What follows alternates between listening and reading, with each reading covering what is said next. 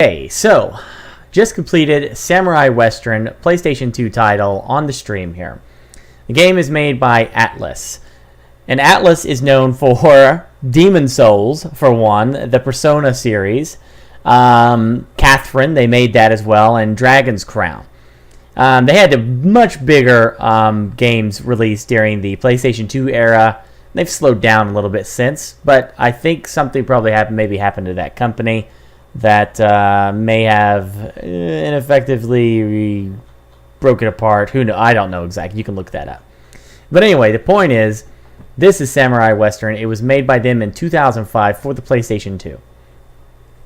Now, what is the game? Well, it's a Western with a Japanese samurai as the main character.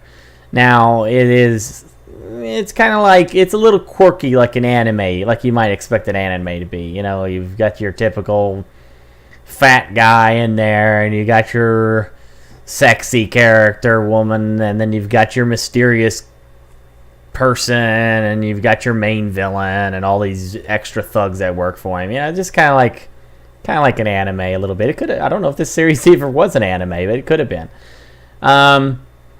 So it takes place obviously during the Wild West, just in that time frame when Japan is starting to convert to guns, and you have this samurai on a mission to find his brother who did some bad stuff and left Japan to go to America to become a gunfighter.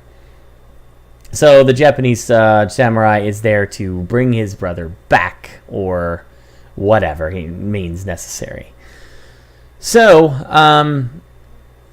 typical, like it's kind of like an arcade-ish hack and slash, okay? It doesn't take itself too seriously. Enemies keep spawning in, like, almost like a horde mode. They don't really run in, they literally spawn. They spawn, like, right in front of you. They just appear there. And your job is to just clear them out until X amount is killed. You don't know. I don't know what that. I never knew throughout the whole game. I didn't know what the number was that I needed to kill in order to move to the next stage. I had no idea.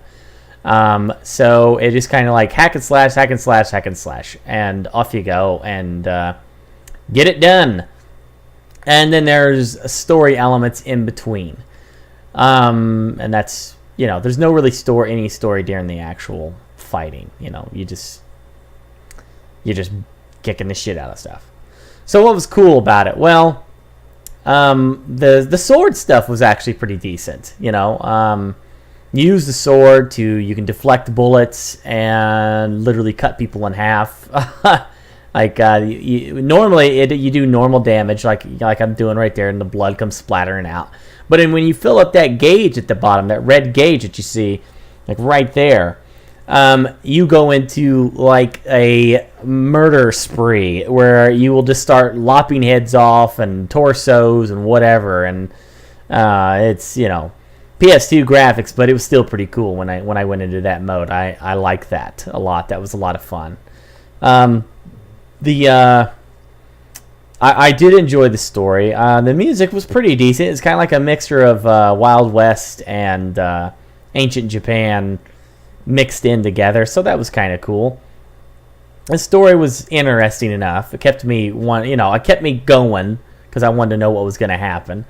And they do have the typical James Bond kind of villains. You know, I'm going to get you with my crazy gimmick about my character or whatever. So it was all kind of cute about that. But let's see. I also really liked the character customization. Like, it gave you new swords after every stage, new equipment that you could put on. And the really, really cool thing about this game was that when you had this new equipment, you could do anything you want with it. You can resize it. You can put it wherever you like. You can make, just do whatever you want. It's like it's free to put on anywhere on your character and manipulate however you like. Size, like if you're looking at my character, I have this huge hat. Well, that hat was originally on his back, like it's supposed to be pulled back, and it was sitting on the back on his back. But I pulled it up, and then I blew it up to give him this crazy looking huge hat. And you saw the crazy murder mode there for a second. But I really like that, and I really like that you could change swords, and some swords like you would dual wield, and some swords were just huge ones, and some were like finesse, held above your head, and some below, and some was sheathed, and it was just really kind of cool. I really enjoyed that aspect of the game.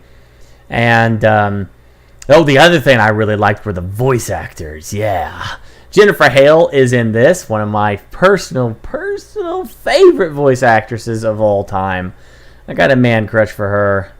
I guess that you would use a man crush for a guy, not for a girl. So I got a crush for Jennifer Hale, I guess. Let's say it that way. She is so awesome in any game that she's in.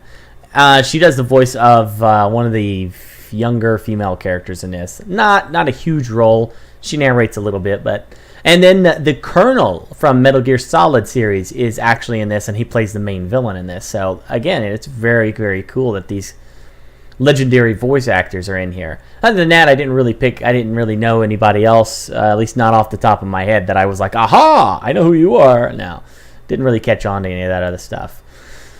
Now comes to what sucked. Well, there are 2 buttons in this game that you're going to be using pretty much 99% of the time. You're going to use the single attack, and you're going to use the dodge. And that's it. The only time you'll use any other button is I think it's the L1 button to activate your murder, whatever it is, the craze murder moment when you can just do whatever the heck you want. Let's cut people in half. But other than that, and that's kind of it. You use one button to do your attack, and another button to dodge. And you're going to be doing it. And it does have other buttons to do everything. It's like, grabbing people. It says, you grab crates and you grab people. And it's like, I never used the grabbing. It would just seem kind of pointless to me. So I didn't really care about that. Didn't use that at all. But anything else? No, didn't really.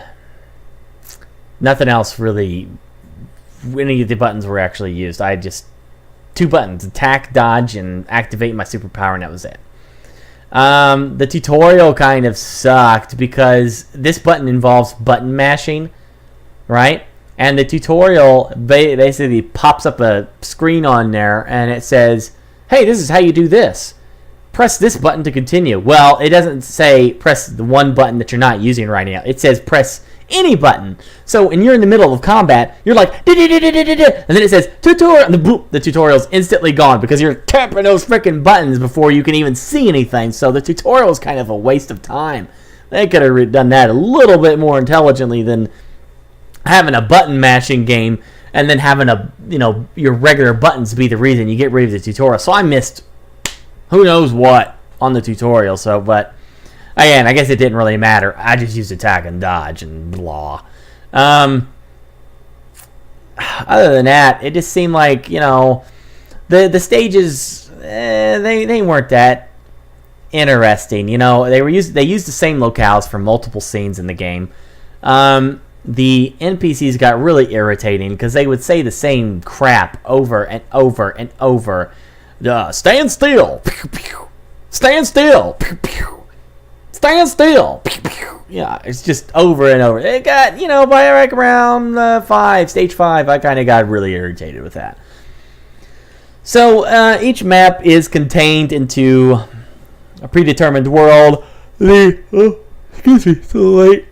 Like I said, the guys just spawn in. There's no dramatic. They don't run in or nothing.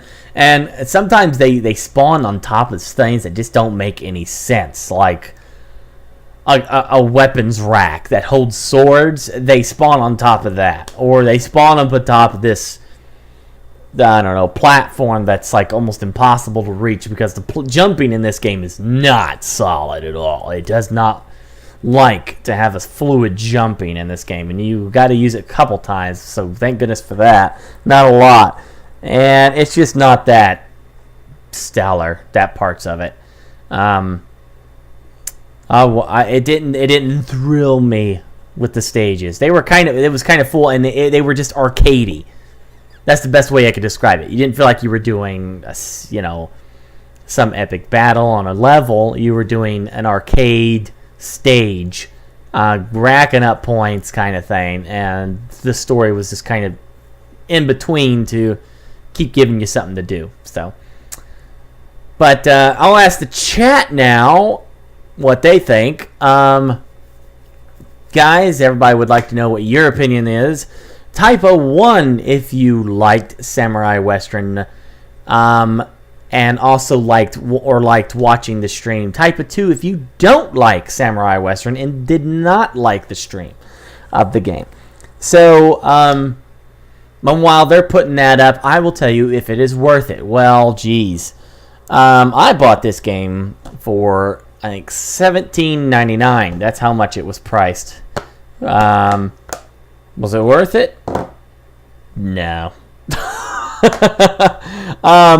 I could see this game being, if you really... It's pretty long. It's got like 16 stages, okay?